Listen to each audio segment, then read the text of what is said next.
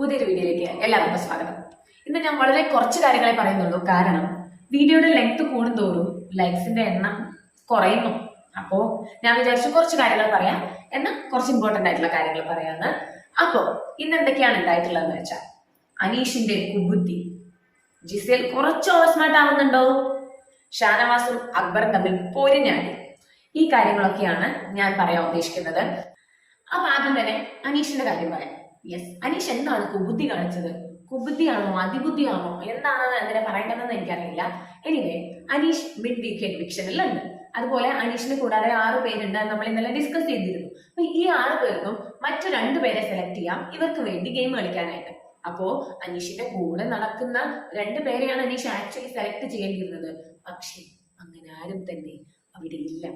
അതുകൊണ്ട് തന്നെ അനീഷ് സെലക്ട് ചെയ്യുന്നത് അപ്പാനി ശരത്തിനെയും അനുമോളെയുമാണ്.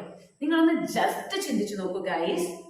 അപ്പാനി ശരത്തും അനുമോളുമാണ് അവിടെ അനീഷിനോട് ഏറ്റവും കൂടുതൽ വഴക്കിട്ടിട്ടുള്ളതും അനീഷുമായിട്ട് ഏറ്റവും കൂടുതൽ പ്രശ്നം ഉണ്ടാക്കിയിട്ടുള്ളതുമായ ആളുകള്. ആൻഡ് ലാലേട്ടൻ വന്നപ്പോഴടക്കം ഈ 2 പേരെയും കുറിച്ചാണ് അനീഷ് കുറ്റം പറഞ്ഞിട്ടുള്ളത്. പക്ഷെ അനീഷ് വളരെ സ്നേഹനിധിയായി പറയുകയാണ്, ഞാൻ ഇത്രയും നാൾ കുറ്റം പറഞ്ഞിട്ടുണ്ടെങ്കിലും എനിക്ക് വേണ്ടി ഞാൻ അവരെ ട്രസ്റ്റ് ചെയ്യുന്നു, എനിക്ക് വേണ്ടി അവർ കളിക്കുമെന്ന് തോന്നുന്നു എന്നുള്ള രീതിയിൽ അനീഷ് പറഞ്ഞോ അവരെ മയക്കി എടുക്കുന്നുണ്ട്. ഇത് ഒരു ശരിക്കും പറഞ്ഞ ഒരു ട്രാപ്പാണ്.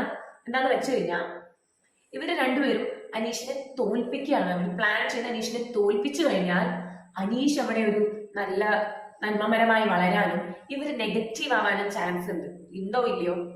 അഥവാ ഇവര് നന്നായി ഗെയിം കളിച്ച് അനീഷിനെ ജയിപ്പിച്ചാൽ അനീഷ് മുന്നോട്ട് പോവുകയും ചെയ്യും. അതിന്റെ കൂടെ ഇവരും ഓൾറെഡി ഉള്ളതുപോലെ ഇവർ വീണ്ടും നല്ല രീതിയിൽ പോവുകയും ചെയ്യും. ഇതാണ് അനീഷിന്റെ പ്ലാൻ എന്ന് തോന്നുന്നു. അനീഷിന് വിവരത്തോടെ ചെയ്തതാണോ എന്നുള്ളതിൽ സംശയമുണ്ട്. പക്ഷെ ഇങ്ങനെ ഒരു ചാൻസ് അവിടെ ഉണ്ട്.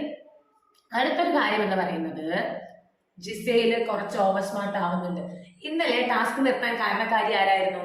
ജിസേൽ തന്നെയായിരുന്നു. ജിസേലിന്റെ അടക്കമുള്ള പല മേക്കപ്പ് ഐറ്റംസും ഇപ്പോഴും ബിഗ് ബോസിനെ ഏൽപ്പിച്ചിട്ടില്ല എന്നുള്ള റീസണിലാണ് ഇന്നലെ ടാസ്ക് നിർത്തലാക്കിയത്. എല്ലാവരും സോറി പറഞ്ഞു, ഇനി ചെയ്യില്ല എന്നൊക്കെ പറഞ്ഞിട്ടും വീണ്ടും ജിസേൽ അത് റിപ്പീറ്റ് ചെയ്യുന്നു എന്നുള്ളതാണ്. ജിസേലിന് ഒരു സ്യൂട്ട് പോലൊരു ഒരു ഡ്രസ് ഉണ്ട്, ഒരു കോസ്റ്റ്യൂം ഉണ്ട്. അത് ജിസേൽ ഇന്നർ ആയിട്ടും യൂസ് ചെയ്യാറുണ്ട്. അത് വേണമെങ്കിൽ പുറത്താക്കി ഇടാനും പറ്റുന്ന ഒരു തരം ഡ്രസ്സാണ് എന്ന് പറഞ്ഞ് ആ ഡ്രസ് ഇട്ടുകൊണ്ടാണ് ഇപ്പൊ ജിസേൽ നടക്കുന്നത്. അപ്പൊ ബിഗ് ബോസ് കൊടുത്ത ഡ്രസ് എവിടെ എന്ന് ചോദിക്കുമ്പോൾ അത് കീറിപ്പോയി ഗൈസ്, അതുകൊണ്ട് ഞാൻ അത് ഇട്ടില്ല, ഞാൻ ഇത് ഇട്ടു എന്ന് പറഞ്ഞിട്ടാണ് ജിസേൽ പറയുന്നത്. നമുക്കറിയാം ജിസേൽ ഭയങ്കര ബ്യൂട്ടി കോൺഷ്യസ് ആണ്. ലിപ്സ്റ്റിക് ഇല്ലാതെ ഇരിക്കില്ല, കൺസീലർ ഒളിപ്പിച്ചു വെക്കുന്നു, ലിപ്സ്റ്റിക് ഒളിപ്പിച്ചു വെക്കുന്നു, അങ്ങനെ ഭയങ്കരമായ ബ്യൂട്ടി കോൺഷ്യസ് ആയിട്ടുള്ള ഒരാളാണ്. അപ്പോൾ ജിസേൽ ഇത് മനഃപൂർവ്വം ചെയ്തതാണ് എന്ന് തന്നെയാണ് തോന്നുന്നത്. കാരണം ജിസേലിന് കുറച്ച് സ്റ്റൈലിഷ് ആയിട്ട് നടക്കണം. അതുകൊണ്ട് തന്നെ ജിസേലിന് ബിഗ് ബോസ് കൊടുക്കുന്ന ആ ഡ്രസ്സ് കംഫർട്ടബിൾ അല്ല. ജിസേൽ അത് മാറ്റി സ്വന്തം ഡ്രസ്സ് തന്നെ ഇടാനായിട്ട് ജിസേലിന് ആ തരം 4 ഡ്രസ്സുകളോളം കയ്യിലുണ്ട്, 4-5 ഡ്രസ്സുകളോളം കയ്യിലുണ്ട്. അപ്പൊ ജിസേൽ അത് ഉപയോഗിച്ച് തന്റെ സ്റ്റൈൽ പുറത്ത് കൊണ്ടുവരാമെന്ന് വിചാരിക്കുന്നുണ്ട്. ഇത് അവിടെയുള്ള എല്ലാ കണ്ടസ്റ്റൻസിനെയും ചെയ്യുന്ന ഒരു ചതിയായിട്ടാണ് തോന്നുന്നത്. കാരണം അവരൊക്കെ ബിഗ് ബോസ് തന്ന ഡ്രസ്സും കൊണ്ട് അവരുടെ ഒരു ഇമേജ് നോക്കാതെ അവർ നടക്കുമ്പോൾ ജിസേൽ ചെയ്യുന്നത് വളരെ പരമ ചെറ്റത്തരമാണ്. കാരണം ഈ ഒരു പേരിലാണ് എല്ലാ പ്രശ്നങ്ങളും. ലാലേട്ടൻ വന്നപ്പോൾ വാണിംഗ് കൊടുത്തു, ഇന്നലെ ബിഗ് ബോസ് വാണിംഗ് കൊടുത്തു, ടാസ്ക് നിർത്തലാക്കി. എഗെയിൻ ഇന്ന് വീണ്ടും അത് കാണിക്കണമെങ്കിൽ ബിഗ് ബോസിനെ തന്നെ ചോദ്യം ചെയ്യുന്ന രീതിയിൽ, ബിഗ് ബോസിനെ തന്നെ ഒരുമാതിരി കളിയാക്കുന്ന രീതിയിലാണ് ജിസേൽ ഇപ്പൊ പൊക്കൊണ്ടിരിക്കുന്നത്. നല്ലൊരു ഗെയിമറായി മുന്നോട്ട് പൊക്കൊണ്ടിരിക്കുന്ന ഒരു അവസരത്തിൽ ഈ പണി ചെയ്യണ്ട എന്നുള്ളതാണ് എന്റെ ഒരു അഭിപ്രായം. നിങ്ങളുടെ അഭിപ്രായം എന്താണെന്ന് പറയാം. അടുത്തൊരു കാര്യം എന്ന് പറയുന്നത് ഷാനവാസും അക്ബറും തമ്മിലുള്ള അടി. ഒരു കിച്ചൺ പ്രശ്നത്തില് അനീഷുമായിട്ടുണ്ടായ ഒരു ചെറിയ ഏറ്റുമുട്ടൽ വഴി പിന്നീട് അത് ഷാനവാസും അക്ബറും തമ്മിലാകുന്നു. അങ്ങനെ അത് പൊരിഞ്ഞടിയായി എല്ലാവരും തമ്മിൽ അതൊരു ചോദ്യവും പറച്ചിലും ഒക്കെ ആയി.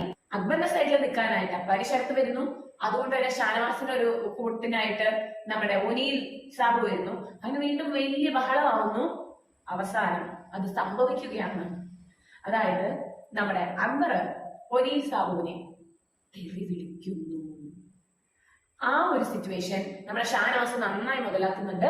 ക്യാമറയുടെ മുന്നിൽ പോയിട്ട് ഇങ്ങനെ ഒരു സംഭവം ഉണ്ടായിട്ടുണ്ട് എന്നുള്ള രീതിയിൽ അവിടെ ഒരു കംപ്ലൈന്റ് ആയിട്ട് കൊടുക്കുന്നുണ്ട്.